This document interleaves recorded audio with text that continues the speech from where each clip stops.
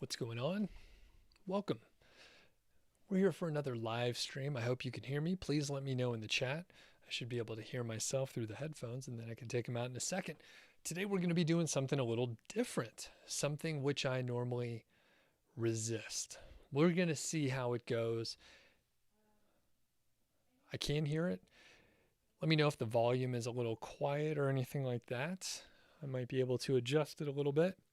But one thing I normally resist is to review sites live because basically someone can go and reverse engineer what you're doing on your site. They could take your keywords, for example. They could hit you with negative SEO. But I know a lot of other channels out there do, some of my friends do it, right?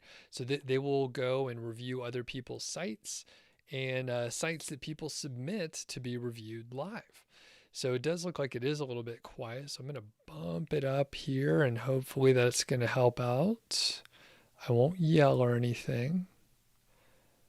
Hopefully that'll be a little louder for you. But basically, if you want to submit your site, I might have a look at it. So remember, if you do submit your site, other people will see it. You will get some good feedback from me. I'm not going to do a full review. It turns out that I sent an email out to my email list. So if you're not on my email list, you should sign up nichesiteproject.com and click the green button, enter your name and email address. And basically you'll get emails like the one I sent out this morning for people to potentially submit their website. So I sent it kind of late today. I had some other stuff going on. Recorded a podcast with my friend Carl, which is, it's a new podcast. So we were sort of catching up on a few things. Let me see if I have any specific sites which were submitted, but basically I sent the email out a little bit late today, and I am not sure if I see specifics from people. But anyway, we have the live chat, so I will keep an eye out there. Shout out to some of the folks that are here live. We have Saeed, Sai, we have Prak, Caitlin, what's going on? Adrian and David, who are our kind moderators. Thank you for helping out there. And let's see. Yeah, so we have some people in. I am in the new studio. It's a lot more set up now, which is really cool. Like I said, I recorded a podcast earlier today. So Carl and I were actually back there recording, and you may not be able to see super well, but maybe we could refocus. And when the lighting's placed properly, you can see things much better. So I think I may need to change up a little bit of the situation back there just because it'll be good to have a little bit of light on the very back corner. Not the corner exactly, but the bookshelves back there just to add some depth. So I'll probably add a couple very dim lights. I had like a lamp back there, but it's a little too bright. So I think just a little bit of depth, but I like it down here. It's cool in the summer. It's generally quiet. Georgie typically hangs out down here. And technically, I have a couple mics back there. Technically, I could sit back there and kind of lounge around or have a live guest, maybe. No plans for that specifically, but it's all very possible. Caitlin says that looks good. Awesome job. Turned out nice. Thanks. I'm no designer. So it turns out that I do things like sort of quick and easy and cheap. So it looks good enough. I think an actual designer can do some pretty cool things down here, but we have a operable studio. I can host a few people back there. We recently recorded an episode with Carl's wife, Mindy Jensen. And so we had 3 people total. We should be able to handle 4. Got new microphones. So there's some stuff going on. It's pretty fun. I'll probably elaborate more on it later. Sharjeel asked if you can ask a question. You can ask a question. I won't even count that one. Jason, what's going on? And Caitlin has a site to submit. So we will check it out here. So it's GiftLab.co. So give me 1 second. GiftLab.co. So I'll pull it up and then we'll take a look in a second. So if people are just tuning in, welcome. Let me know where you're from. Let me know if you've been on one of these live streams before. I typically don't review sites, so we're going to take a look, see how it goes.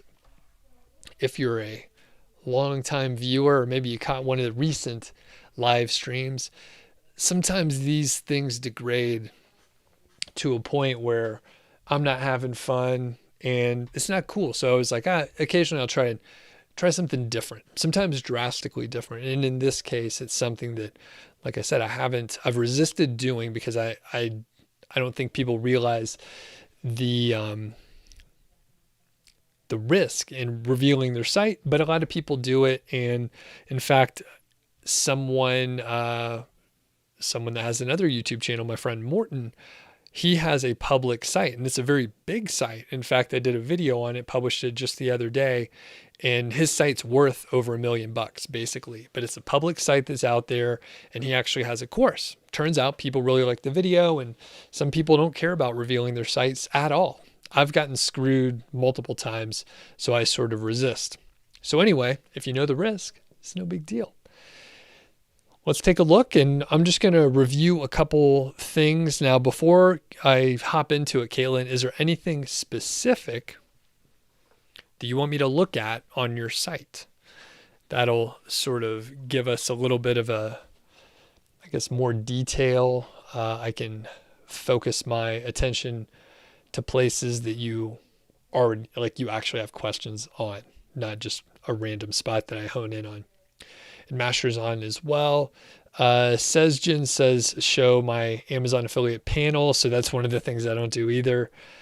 Buddy Sculpt, Muhammad, and we have Sharjeel asking this question while I wait to hear from Caitlin to see if she has anything specific to look at. So I can actually put the little question on the screen here. There we go. That looks nice. Sharjeel says this: I've searched keywords using the keyword golden ratio and long tail. Now, how do I structure my article? It's an informational post with a short answer. How do I increase the blog length? You can provide some additional information if you wanted to about the topic, maybe that's not directly related to the query. Now, you have to be careful about that. You don't want to make a long answer where a short answer will do. So if it's something quick and easy, just answer the question. Answer it in a couple sentences if you can, and then you could elaborate on it, give some additional background information that's relevant. Maybe you can find some frequently asked questions that are, relevant to that specific query so that it at least fits in. But I would look at maybe competitors out there as well. And then you also ask, how do I structure my article? How do I structure it? So if it's an informational article, you're just writing an essay, basically. So you can study up on how to format and organize an essay. Typically, you have an intro. This is fucking basic stuff, right? This is like middle school writing. So you introduce the topic. You maybe mention the points you're going to talk about. Each one of the paragraphs or sections covers the topics that you say that you're going to cover. And then at the end, you sort of summarize. I don't think you have to summarize it like you did in the intro, but you can kind of pull some of the thoughts or a conclusion together at the end. Just go study some simple essay writing techniques.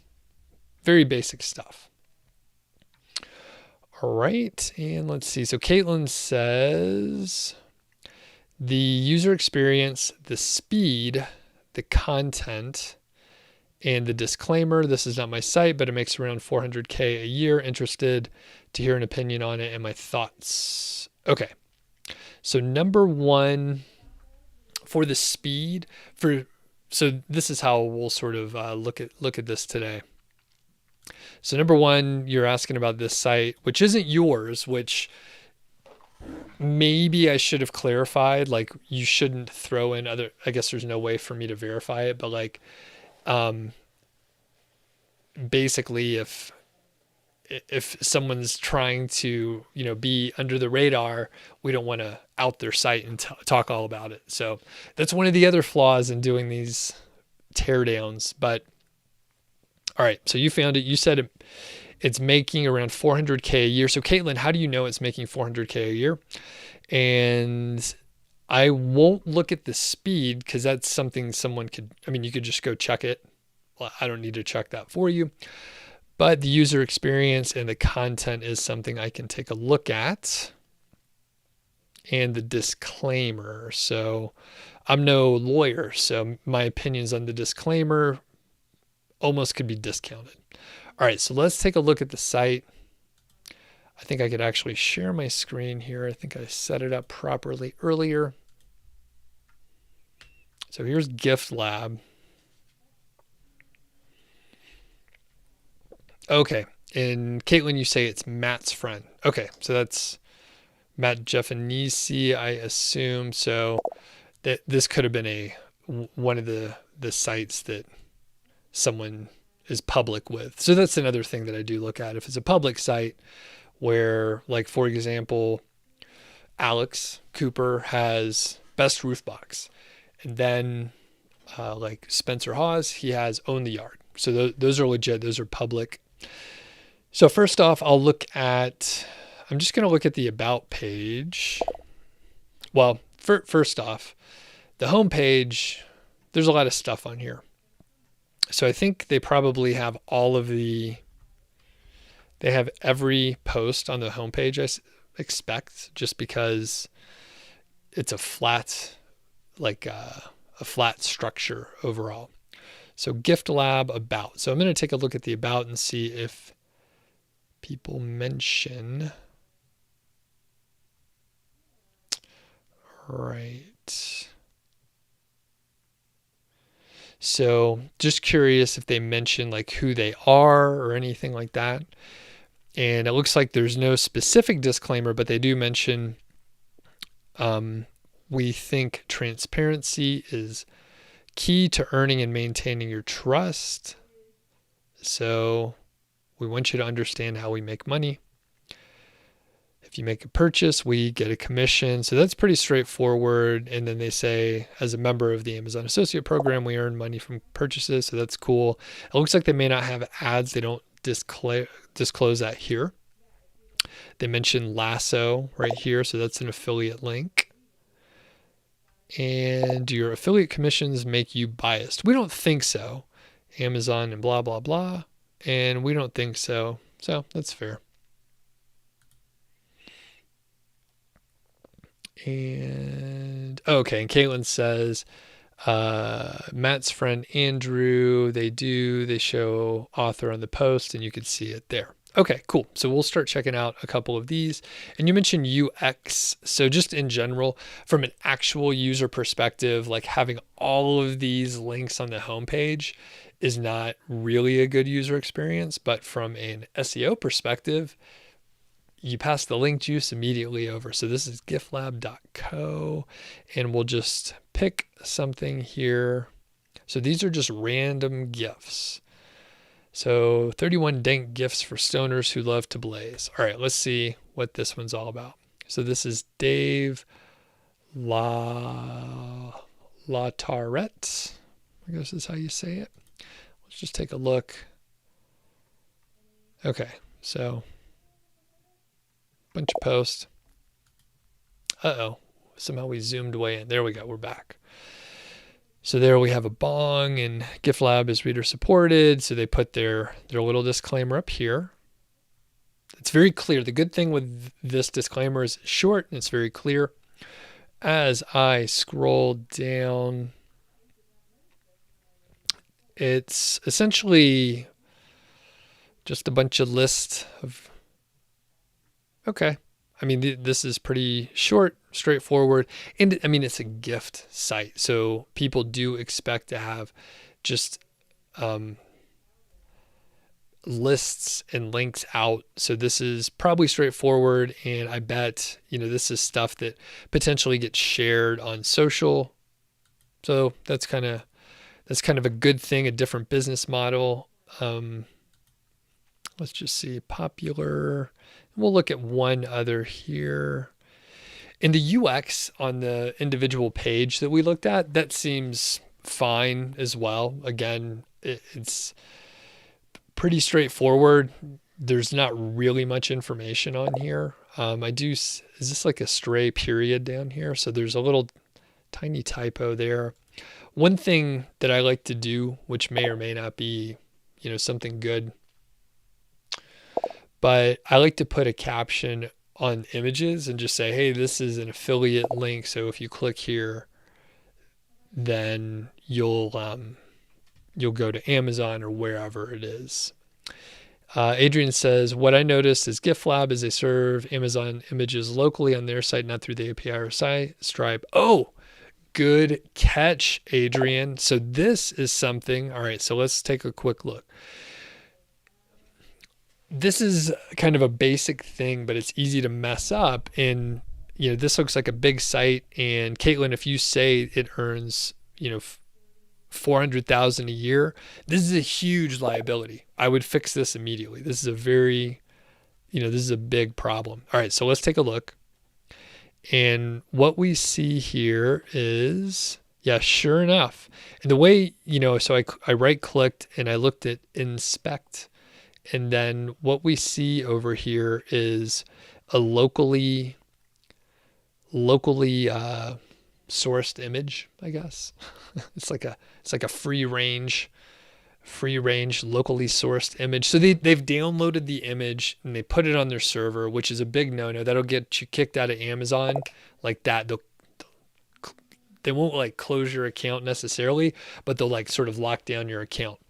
So this is a big liability, and I would say, it's not necessarily a fast thing to fix at all. Like you have to change all of the images and fix them. So I'm going to arbitrarily choose another one here and just see if that's the case. And now the thing is, whatever image I clicked on, it may have not been from Amazon. If it is from Amazon, then that is a problem. So here's another locally sourced image, and we can see that it's loaded from giftlab.co. It's loaded from giftlab.co. So this can get, whoever the owner of the account is, kicked out of Amazon. We do see other affiliate programs in here too. So I saw Etsy. There's another Etsy right here. And Amazon, to my knowledge, is the only one that has a specific rule about the local images. So good call on that. And just curious, Megan Thompson. Yep. So it doesn't look like they reveal the specific. I'm going to go all the way back to the bottom and just see Laura Fiebert. Just curious if I saw Andrew's name. Laura, but I think, yeah, so I don't know. And sorry, I'm clicking so fast. One cool thing when I moved down to the basement here is I'm next to our fiber internet. Okay, so that's enough for this one. I'm next to our fiber internet modem, and I hooked up a new router down here. So I am hardwired into the fiber. So it's like a true test. It's like 800 megabytes per second up and down, sometimes around 900, which is impressive. I mean, that's really fast. The other cool thing is when I got this relatively inexpensive new router, I got a little one of the extenders, which have been around for a long time, but I've never needed one. But we don't have good internet if we're sitting on the front porch, which is kind of a nice place to sit. And I have been brewing more beer out on the front porch. So I put an extender up there, and it's really fast. And I don't think I'm going to do any live streams while I'm brewing because, I just want to relax while I'm brewing. I don't want to have to manage a live stream. but I could watch stuff or potentially work or whatever while I'm brewing, which is when I had a day job. I used to brew beer while I was working because I was working in the kitchen basically. So I could just like brew in the kitchen right there. If I was on some long, boring call, I can do some other things as I was walking around. It was kind of nice. So the chat is blowing up over there, and I thank everyone for hopping on today. Let me scroll back and see what else is going on. So welcome for the people that just hopped on. I am reviewing some sites if you want me to take a look. And the conclusion here, so I did look at giftlab.co. Someone in the chat, Caitlin, said that it makes like 400K a year. I wouldn't doubt that. It looks like it's a big site. Sounds like it's a public site, although I'm not 100% sure of that, but we, can probably get a lot of good information from this sort of thing. Part of that is these are sort of like shareable posts. So 22 gifts, professors, 4 professors that will get you an A+, gifts for in-laws, and they're just like gifts for specific people. And those are pretty good keywords. And I have heard people say, hey, I have a gift site. So this is it will give you plenty of great ideas for gifts. Okay. I'm going to try to catch up in the chat here.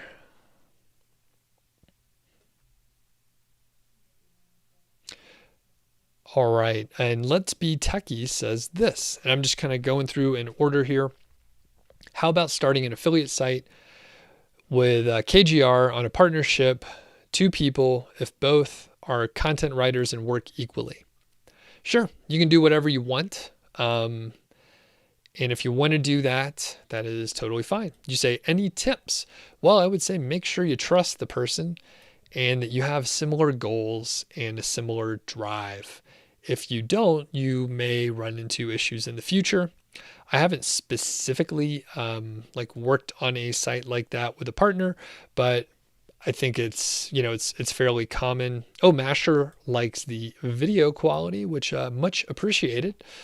I have and I like cameras and gear, and it's pretty good. It's pretty good here.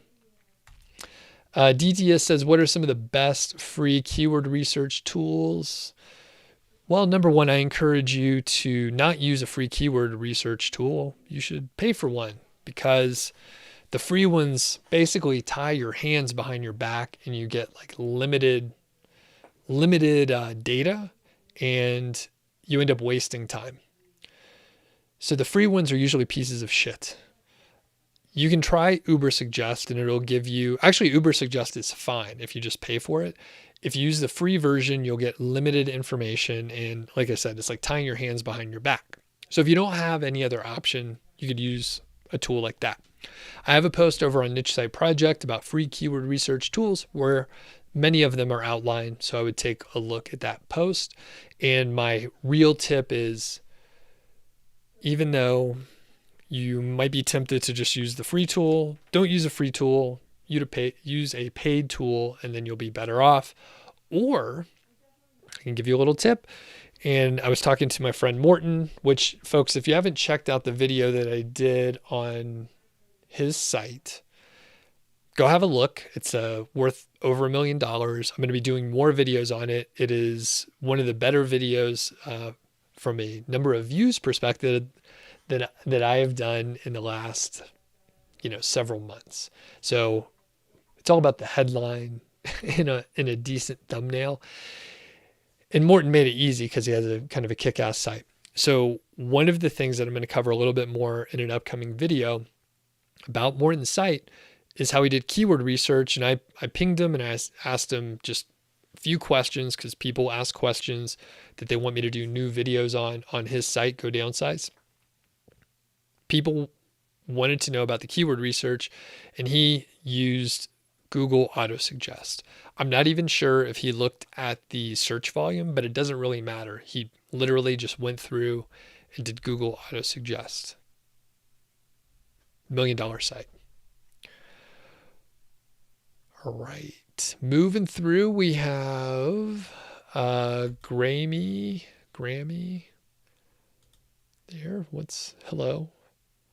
Hello there. And I'll scroll down. So Grammy says, do I have any info about the Google Sandbox? Yeah. So I have a whole video in the Google Sandbox. So just go to my channel, search for the Google Sandbox, and then it explains it. Your site's 4 months old and you're getting 20 people per day from Google. How long until people start showing up? A lot of people will say 6 months for the Sandbox. That's been generally my experience, 6 months. And I have seen sites where it took like closer to a year. So it just depends. Caitlin says, do I think listicles, like the site that we just looked at, is that a good long-term play? Well, I don't think so. So like listicles in the traditional sense, probably not. But if it's a keyword-driven approach and you have formatted your article or your content in a way that is more listicle style, I think that is okay. So if you're thinking about GiftLab.co, then it's probably fine. If you are just thinking, hey, I'm going to do listicles for sort of the social sharing aspect, it may or may not work out well. As far as the follow-up is, do I think Google is hammering down on listicles? Not necessarily. To be fair, I haven't researched or paid any attention. I've never done a listicle style site. And typically, if you don't have if it's not keyword driven, then it doesn't matter. So I think if people are searching for it and your site has the content and it happens to be a listicle style, I think that's fine. But some people don't like keyword research. They don't look at it at all. And that's fine. But my approach is keyword driven typically. So that's where I focus on. All right. And Saeed says, I wrote an article using the keyword golden ratio. My post ranks at Google in 24 hours. Great. Let's see. All right. Oh, Matt's on from Money Lab. And the site uses Lasso, by the way. Yep. So someone wanted to have it reviewed and they said, oh, and it doesn't use Lasso yet. Okay. So anyway, this is Matt. Everyone meet Matt over at Money Lab. If you haven't checked out his channel, he does live streams. They're very good. He has guests on a lot. I don't think he had one on today, but he has some pretty good guests. Some big names out there. And let's see here. And Saeed says this. If I write multiple articles on various products using KGR, will my post rank or not? I don't know. It depends. Rephrase your question. That's a bad question. If I write multiple articles on various products using KGR, will my post rank or not? It depends on like all the ranking factors. So if you've done a good job and people are searching for it, then yeah, it can rank. If you've messed it up in some way, then it won't rank. Sometimes you can mess it up and it'll rank, and sometimes you don't mess it up, it won't rank. And yeah. Okay. As we're scrolling down. So Vishnu says, can you talk about KGR? I've been following it and implementing it regularly, but my concern pops up when the search is below 250, but the all-in title runs past the 63 limit. Sure. So number one, thanks for checking out the KGR. That's great. Number two, I think I have about 7 videos that I published in December of 2020, and I outline a ton of stuff. It's all free on YouTube. You can just check it out. I don't even think I have ads running on it, right? Although I think YouTube fucking put ads on everything now, right? I just got an email the other day. They're like, we don't care. We're running ads on it.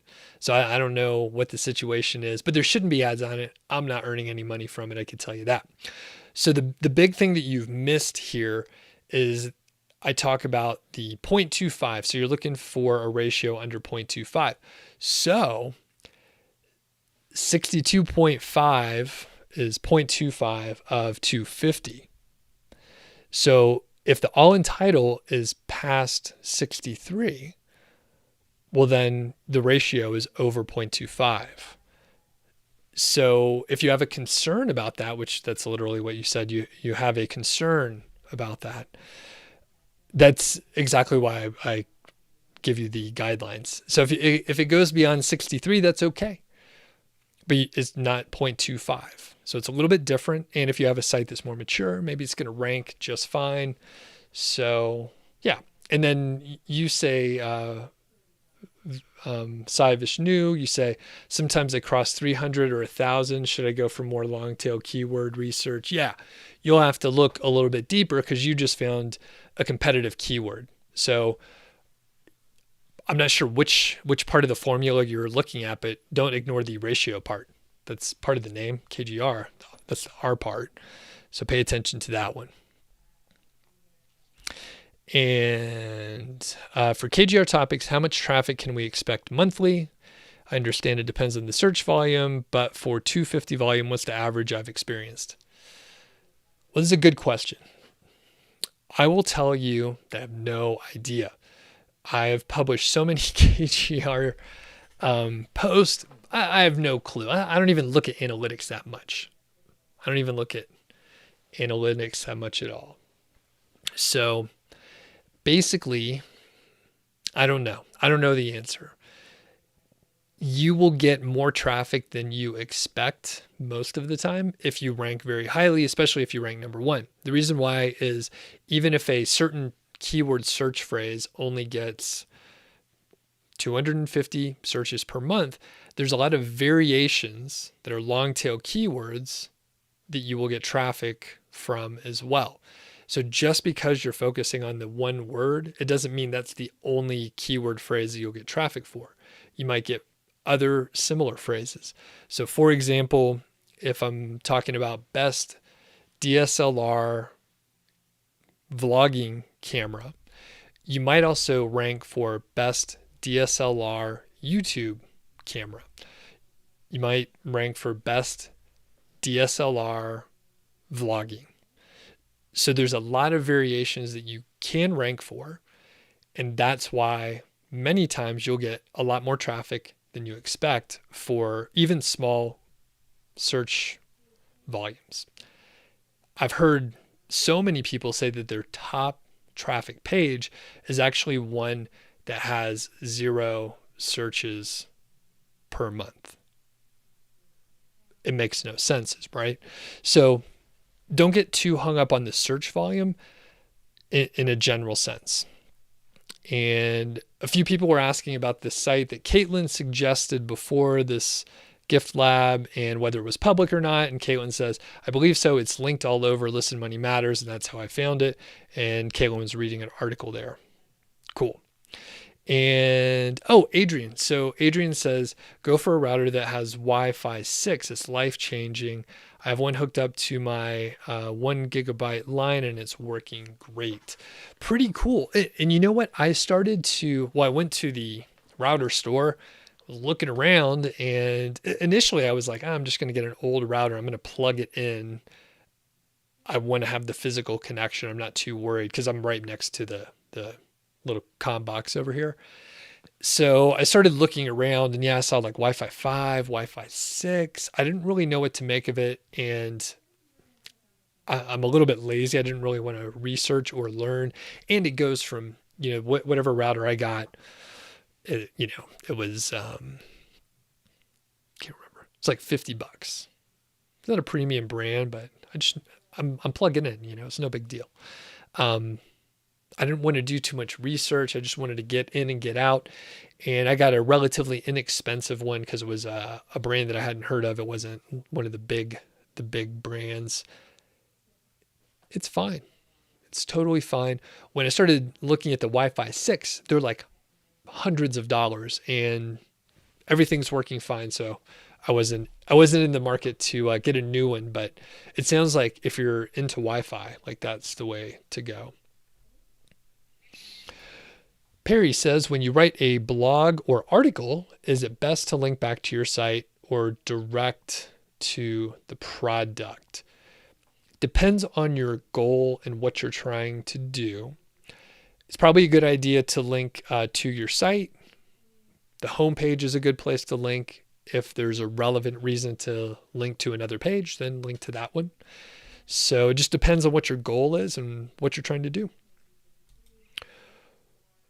Next we have come across says, can we rank our article if our competitor is an Amazon product and the keyword matches the KGR ratio? Can we rank our article if the competitor is an Amazon product and Potentially, but I definitely encourage people to watch all the videos in my KGR playlist because it tells you about some pitfalls and things that you need to check. One of the things that you should check is what is ranking when you Google a term. You should do this for any keyword, by the way, not just KGR. Let's say you found a great keyword and it's a recipe, right? It's a recipe phrase. You should Google the term and see what comes up. If you see only YouTube videos and you have a blog, guess what? You're probably not going to be able to rank with a blog post if everything else in the top 10 or top 20 is a YouTube video. So you should keep looking. You want to make sure there's other sites and results that are similar to your site. So if you see that the competitor is Amazon, that's okay. If you see all the competitors are e-commerce sites, that's a bad sign unless you have an e-commerce site yourself. So you want to look for similar sites. All right. And someone says, I have been using conversion AI, so I'm hoping to plow through some new articles. Nice. And Matt says, oh, I've held on to that secret for years, talking about GiftLab.co. So that'll be something else. Yeah. Now that it's out there.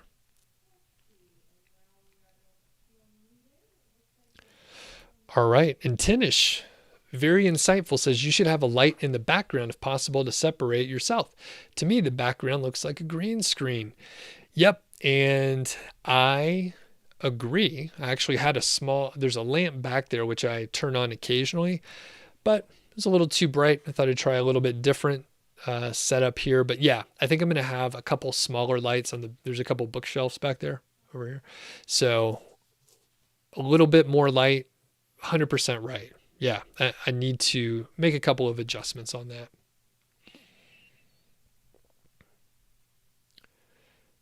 Ditia says, what are my plans for the upcoming Prime Day? No plans. I'm very hands off, and I just, Black Friday, other big days, I just would rather not be hassled. So I have my plans for upcoming Prime Day. Just to give you a little window into my world, I'm planning on brewing some beer tomorrow, and I didn't even know when Prime Day was. I'm not sure when it is. It must be coming up soon. Is it like June or July? So no clue, no plans. I'm pretty boring.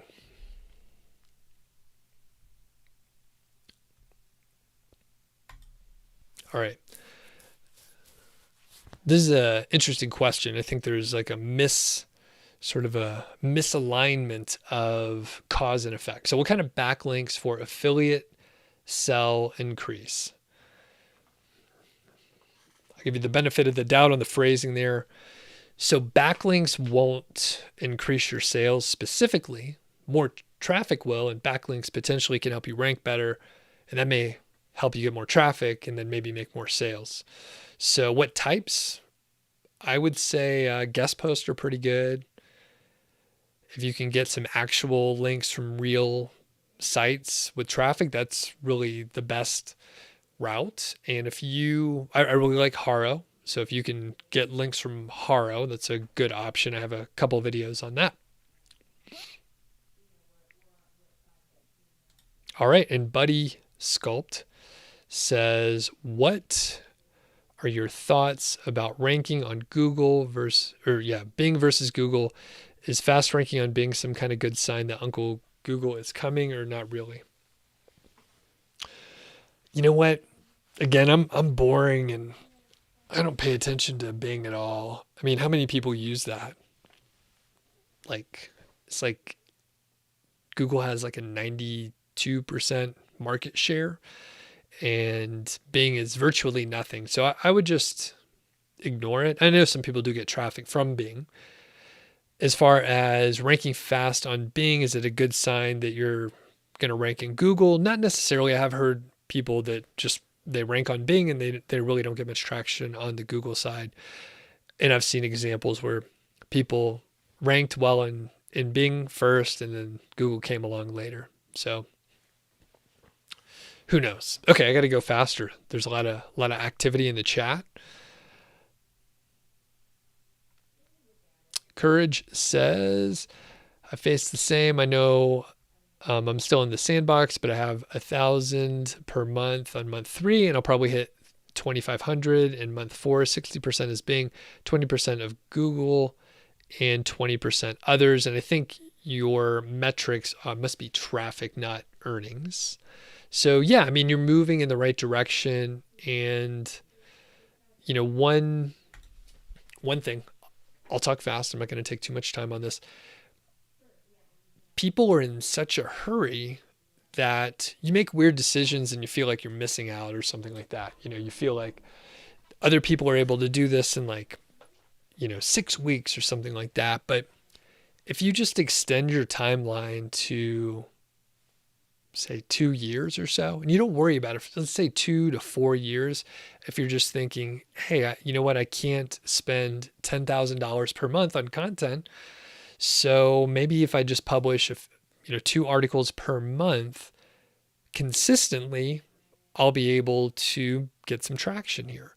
So if you look on a longer timeline, you don't have to feel so much pressure. Now, I know I'm out there and I'm publishing videos with titles. Like I have one coming out this coming Monday. It's $18,000 in 38 days. And it was this year. It was in January to March of this year. So $18,000 with a simple website flip, no link building, just adding some content. It's a great guest. It's coming out on Monday. And, you see headlines like that and you're thinking, oh man, someone can make $18,000 in 38 days with basically like a day to a day and a half of work, and then they outsource some content. It was very straightforward, very simple process. So I'm not helping matters is what I'm trying to say. However, if you just have a longer timeline, you don't have to get in such a rush. You have to play your own game there. All right. Manzoor says, what's my strategy when most of your keywords are stuck on the second page? So you should probably go and improve the content, add some FAQs, make sure you don't have any gaps in your content, do internal linking, hopefully with content clusters or silo sort of as your guide, and potentially do off-site link building. So the thing is, it's always the same things. It's always the same things. All right. Mamin says, my website got hit by the product review update. My site's traffic decreased by 60%, and you're working on it for a month. You updated content, you disavowed links, but no change. Sorry to hear that. I don't know the answer to your question. I would continue to improve the content. I would probably add more content as well. But I mean, if anyone tells you they know exactly what to do, I'd be a little suspect. So, I mean, you're doing the right things, but typically these updates don't have like a quick turnaround. Usually you have to do the right things for, several weeks. About the quickest turnaround I have heard in the updates of the last year, the May product review update excluded, is roughly like 2 to 3 months. Someone really sort of overhauls the site and really does some improvements, internally linking, promoting the site, doing haro link building, things like that. A couple months, things like slowly rebounded.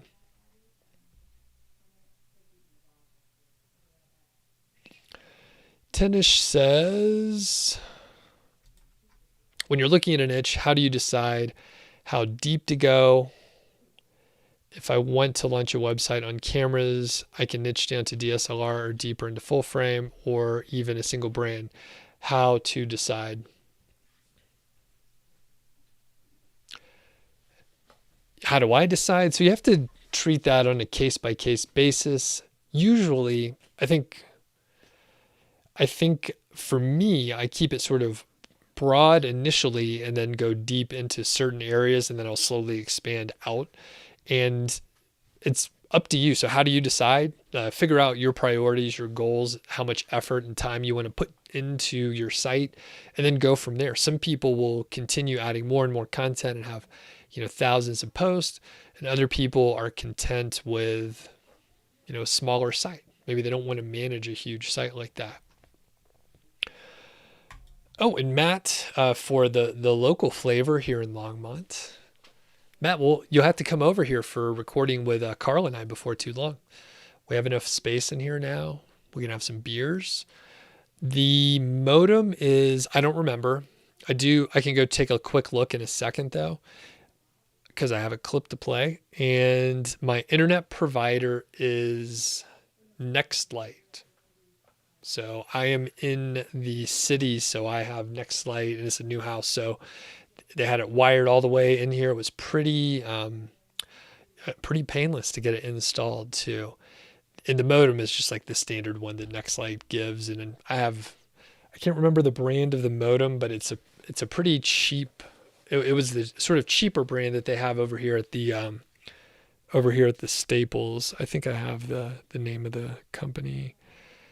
Tether something. I can't pull it up easily.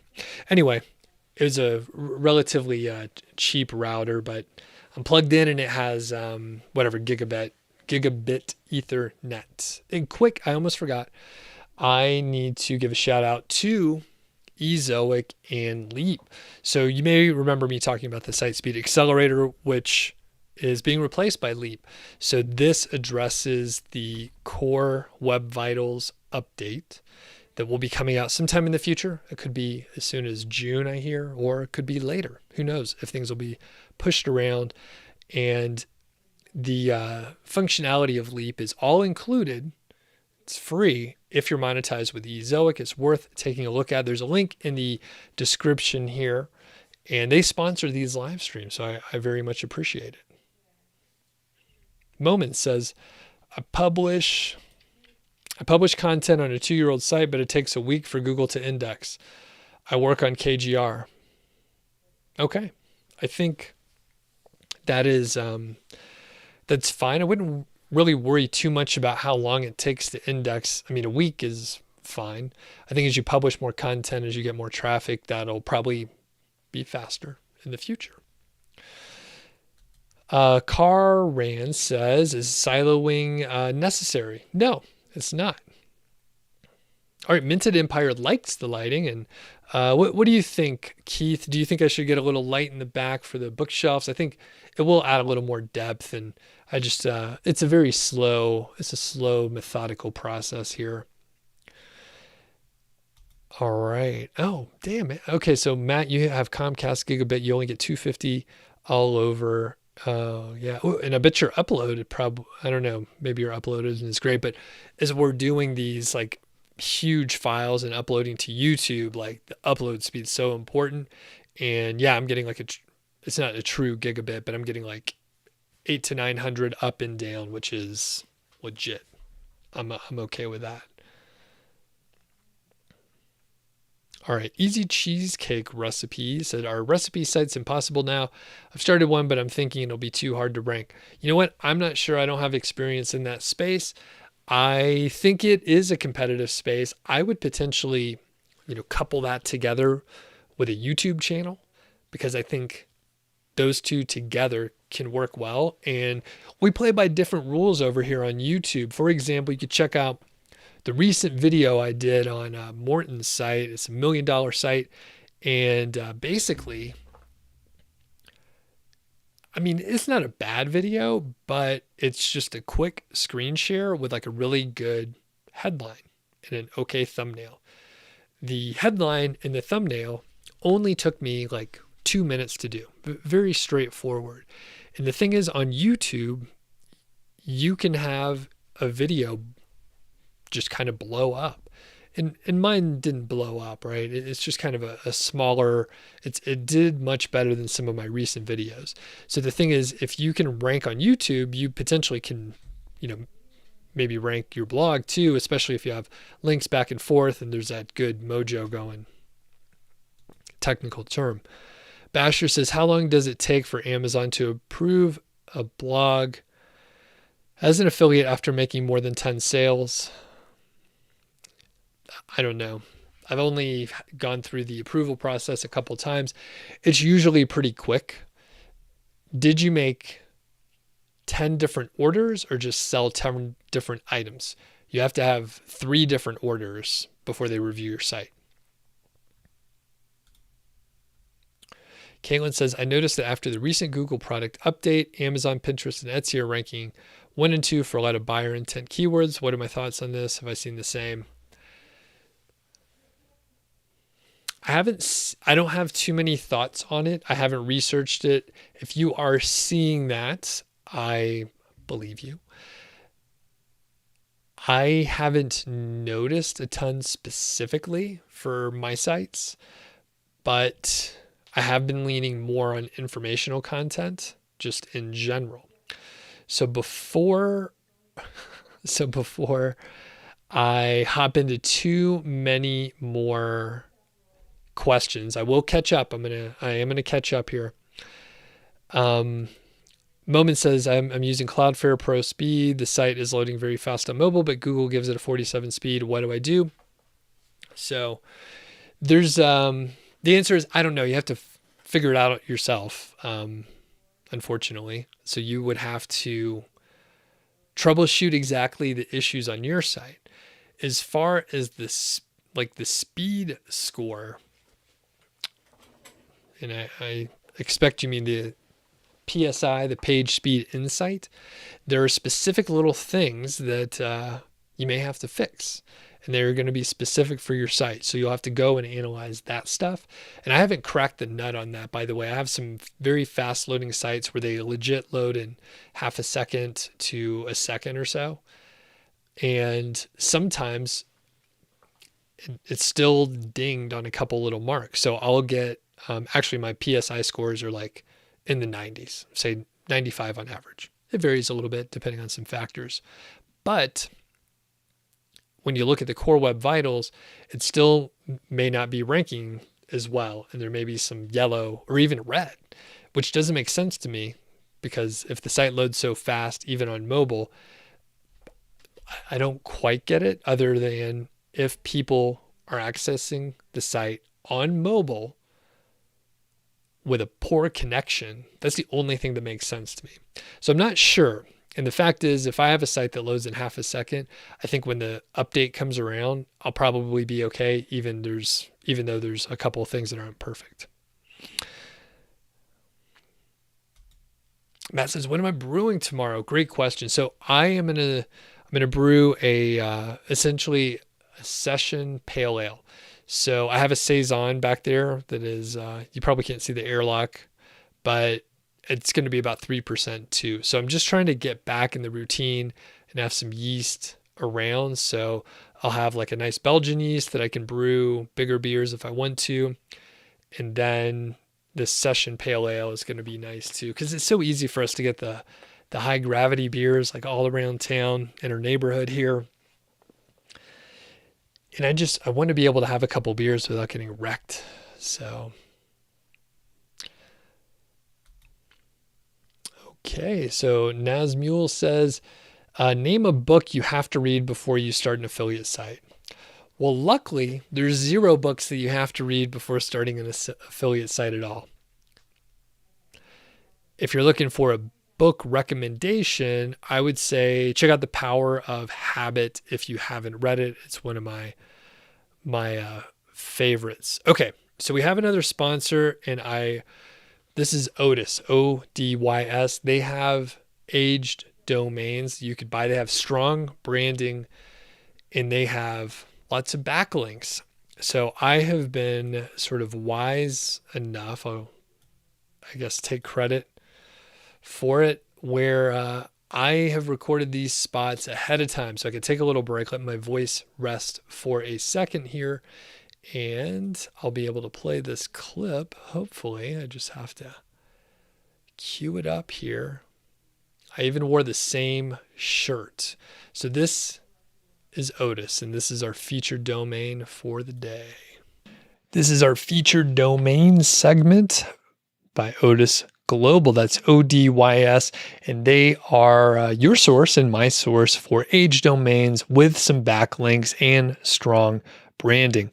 The one for this week that I'm going to talk about is Idea Economics. And Idea Economics was an educational website for policymakers on economics, providing educational tools and programs to academia. It focused its attention on debt matters, money matters, and economic modeling. And you don't have to do much research or even have much understanding to know that the sort of finance and debt industry is filled with money. I mean, it's all about money. There are a lot of potential, earnings for the informational portion here. So when you think about informational content, it could be maybe how to do X and Y, whatever it may be, is like getting a mortgage, maybe paying off debt, maybe, well, we mentioned economic modeling here, which is perhaps beyond the scope, but the fact is you can write tons and tons of informational content or have it written for you, and you'd be able to probably have really great high-paying ads on your site. Now, one of the cool things which I'm just now becoming acquainted with is they have these nice little icons and logos for ODYS Global, and I think it comes with this little icon, which is kind of catchy. They all have like nice colors and stuff if you browse around over at ODYS. Now, one thing I'll point out for you here is some of the metrics.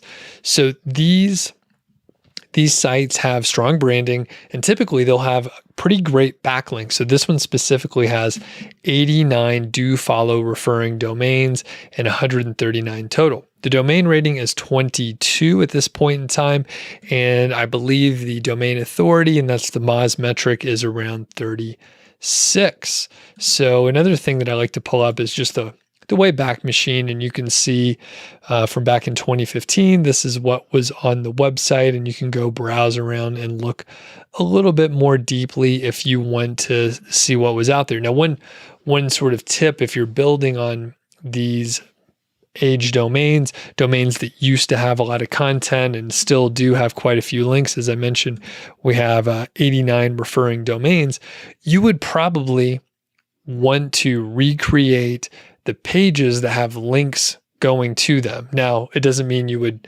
necessarily copy verbatim the content that was on that page, but you would want to recreate it so that you can accept that link to an actual page, and then you can link elsewhere from that page if you want to do more sort of internal link sculpting and that sort of thing.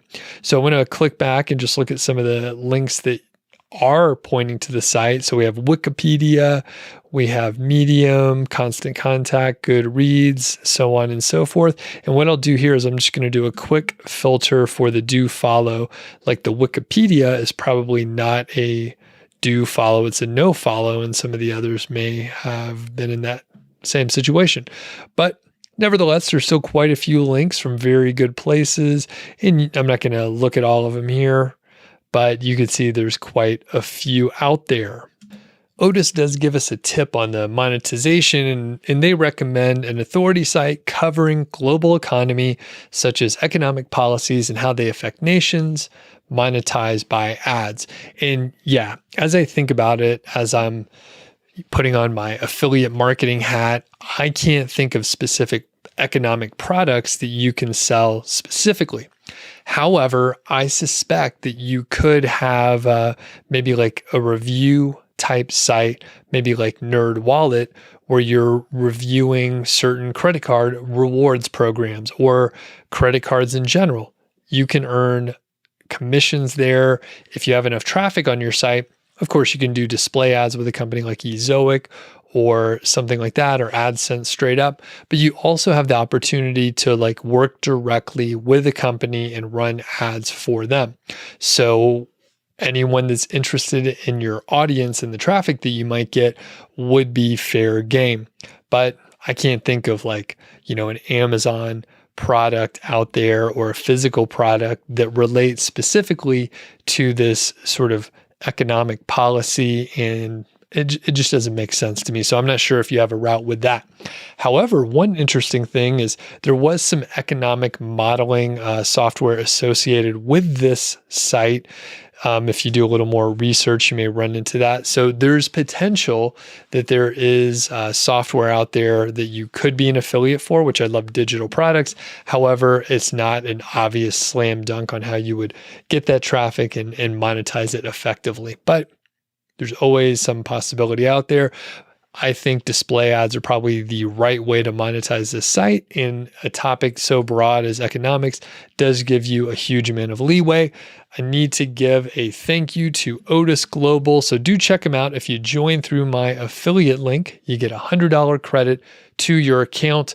And even if you're not in the market right now for an age domain, head over there, let them know that you appreciate the support for the show and for these live streams in general. All right, there we are. And I turned on the lamp since there was some complaints out there for not having enough lighting in the back.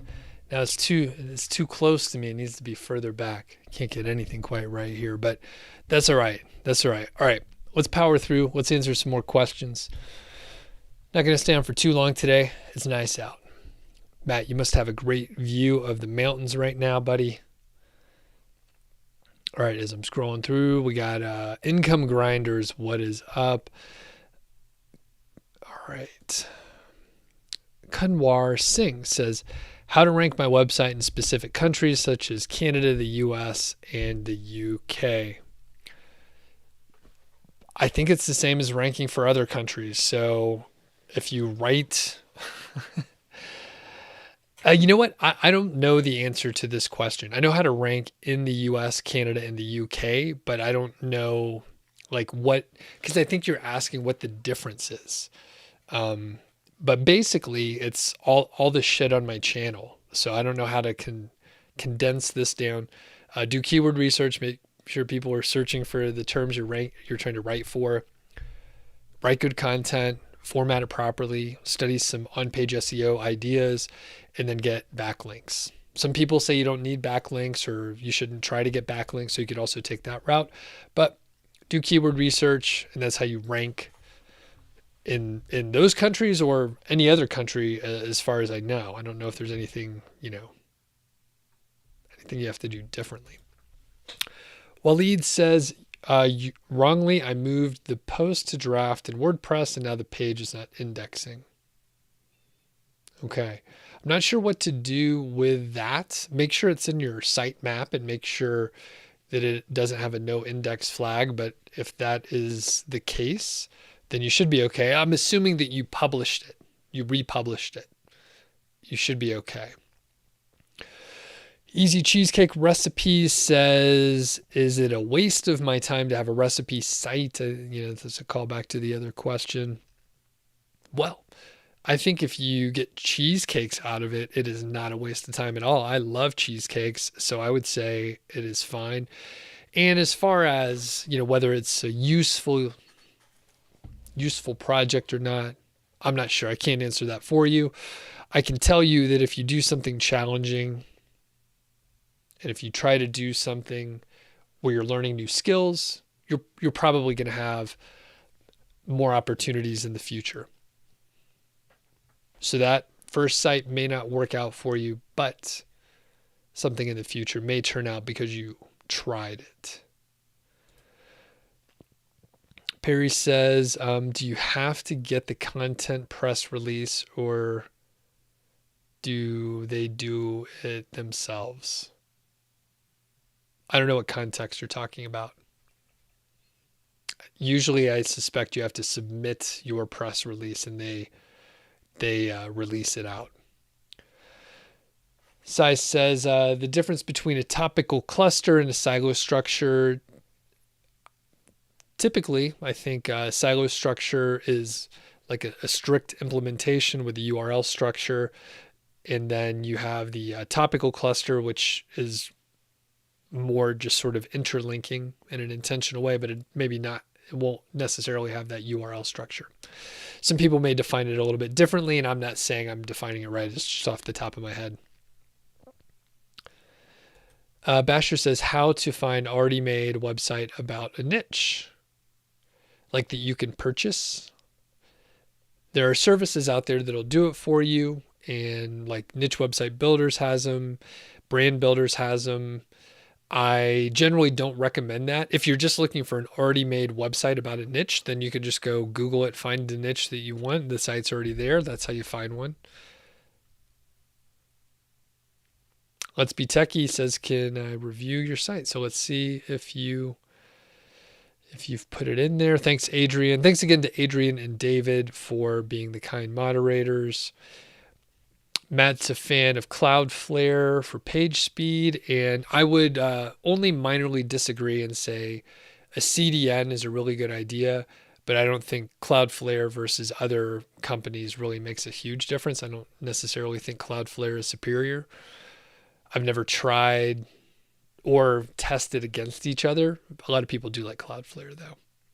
James likes the content. Awesome. Thanks. Appreciate it. And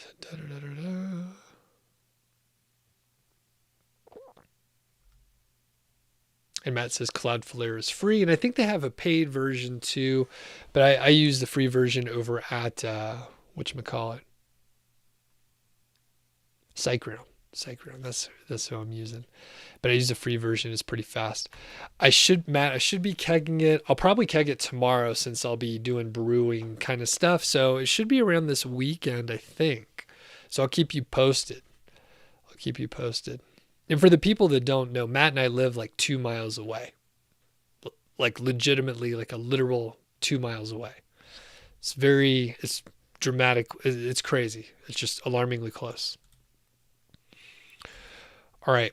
Masher says an alternative to Ezoic. It kept breaking your site. Support wasn't helping out. Yeah, there's a ton of them out there. I mean, if you're just looking for a display ad company, then a lot of people like Mediavine, AdThrive. You could just use AdSense, but probably the others will pay more generally.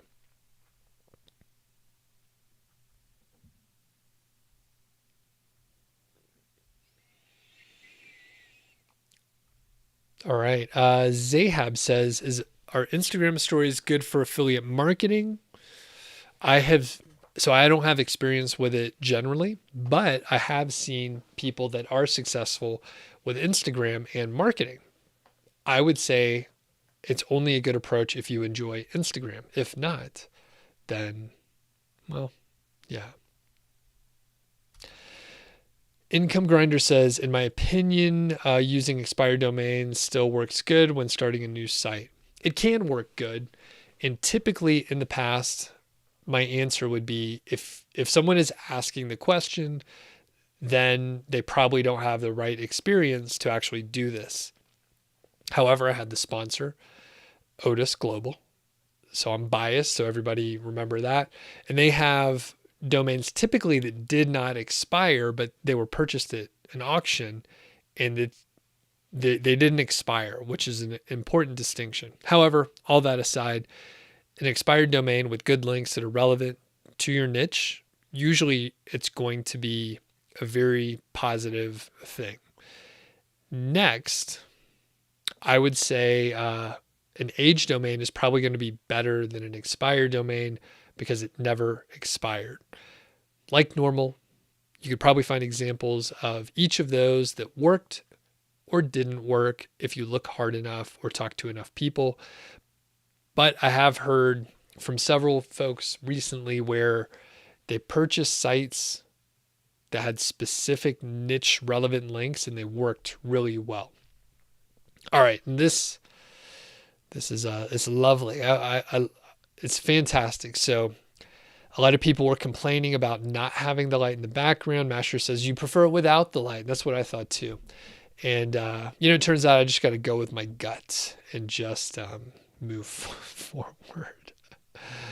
So, apparently it's a little cloudy right now. It was beautiful when I was out just before this. So, all right. It looks like we're making it through. All right. And it seems like someone asked about reviewing the site, but they never told me what it was. So, we won't do that unless they come through here in a second. All right. Abhishek says, is the Nootropics plugin harmful for our site? Does it affect SEO in any way? Never used it. Don't know. Couldn't answer the question. So I am not sure. I suspect occasionally plugins will have some security issue or something that messes up your SEO, but it's usually pretty rare and it's usually fixed fairly quickly. I don't know Nootropics. Like I said, I've never installed it. I've never used it. I've had no interaction, and I have no idea the answer to that question.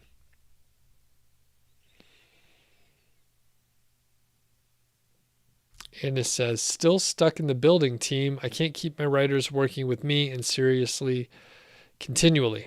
And I wonder if that was meant for another chat or something like that. I'm not even sure what the context is for that or what that means at all, unfortunately. Aditi says, what's my view about the tech niche? Well, for me, it's not a good match because you have to update the content fairly regularly. If it's something where there's new products coming out, even something that doesn't change that fast, like we were talking about routers earlier, you still have new things that come out. So you have to do new reviews and there's new products and you have to update your old reviews, take off the old products and put on the new ones. Yes, that can happen for any niche. Typically there's new products, there's different innovations and stuff like that. But the tech niche, as you can imagine, moves a little bit faster. So you have to make more updates. Now the pro, right? It's a double-edged sword. Pro is you have new products that you can review. So that means there's potentially new opportunities for new keywords that you could approach, new long tail keywords, new KGR keywords. So that does give you a big advantage potentially, but you have to update your content more often. And it's not what I like. And then we have Raydu says Nootropics is the best for WordPress and Elementor. Your speed went from 50 to 98. Okay, so Radu, that's cool.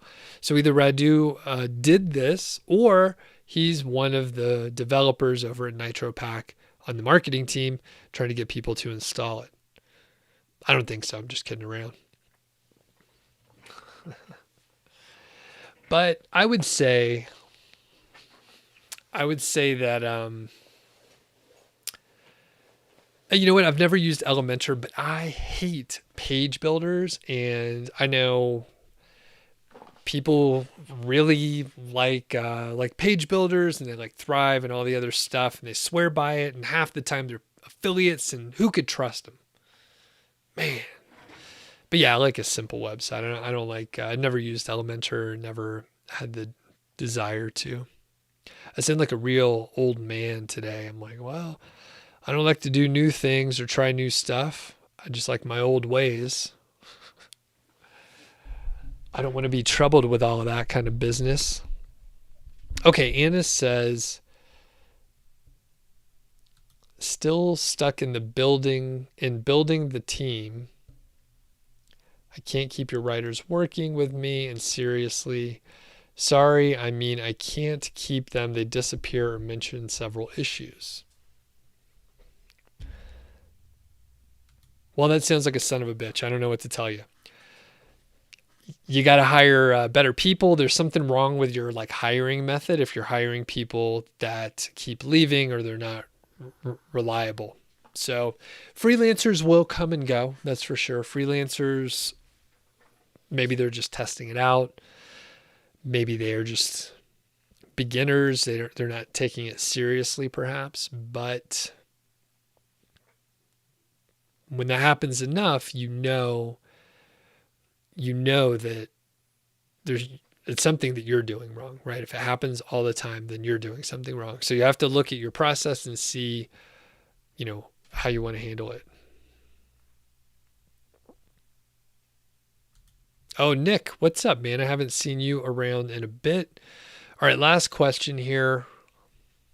Nick says, what do you think the pro and cons would be to revealing your niche sites? Would I ever do it? So generally, no, I won't do it unless I had a really good reason. So the cons are people can copy your shit. That sucks. People can also hit you with negative SEO, which has happened to me. And I had a site get a manual penalty and I lost revenue for about 30 days. It may have been 31. It was about a month. And it was a lot of money. And it was really annoying. And it cost me money, like real money. And then, yeah, it was terrible. And some of the, negative SEO, people say, oh, Google's so smart. They figure it out. They don't count negative SEO. And generally, Google can siphon out the bad negative SEO. But with continual effort, someone could trigger whatever it is, and then you get the manual penalty. One of the things that happened to me was a huge number of 301 redirects were pointed at my site.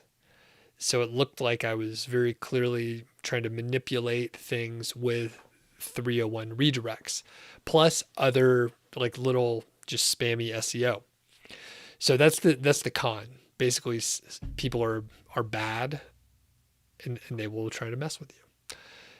As far as the pros, if you're selling something that benefits from like extra eyes on it, that is really helpful, right? So, for example, Spencer Hawes does niche site projects every 2 years or so, maybe a little bit different schedule, but he has other monetization, right? So he likes building sites. So that's a good pro.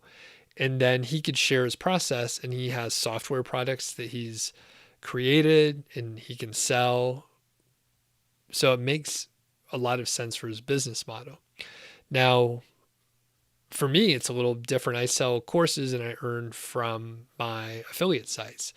So for me, like, it's a big deal if my affiliate sites get impacted. For Spencer, it's a small portion of what he's doing. So it's a different business model, and Spencer doesn't do courses anymore. So he used to have some, a couple little projects in courses, but he doesn't do those anymore. He stopped doing them a couple years ago. So anyway, there's some pros in that if you're selling something else, you can build an audience by having a public site. So my other friend Alex over at WP Eagle, he has a couple public sites, and he has a huge following. His channel is way bigger than mine, and he is, he's showing you step by step what to do, and he's showing you exactly what he's doing on his site. He's telling you what's working, what's not working, and he's just laying it all out, which is great. And he's able to build a big following. He probably earns money, and I don't know this, I'm just speculating. I suspect he earns money from some ads on his YouTube videos, and then he sells affiliate things like Elementor. I'm not sure if he does Elementor. I think he does, but WordPress themes, other software, and potentially hosting. And a person can earn a full-time living from that too. So the pros and cons just depend on your business model, in my opinion. Masher says, I switched themes and my speeds went from the 50s to the 90s. I didn't need a plugin for that. Yep. All right, and we'll just wrap it up here since we are coming towards the end. Chris says, my question is regarding content. Where do bloggers get their content to write a blog if they're not an expert? I see a lot will say, look what others are writing and create a blog in your own words. Yeah, that's pretty much it.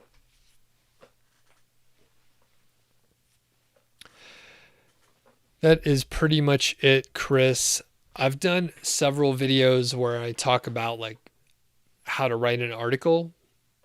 There's a research paper method. Go check that out.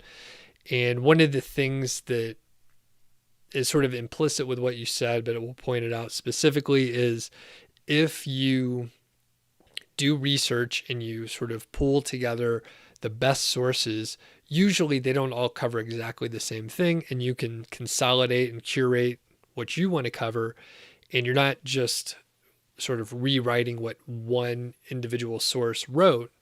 You're aggregating and curating the information and hopefully creating something better. And Radu says organic versus paid traffic, 100% organic versus paid, 0 paid traffic. Do I have any plans for new courses? Not at this time, no.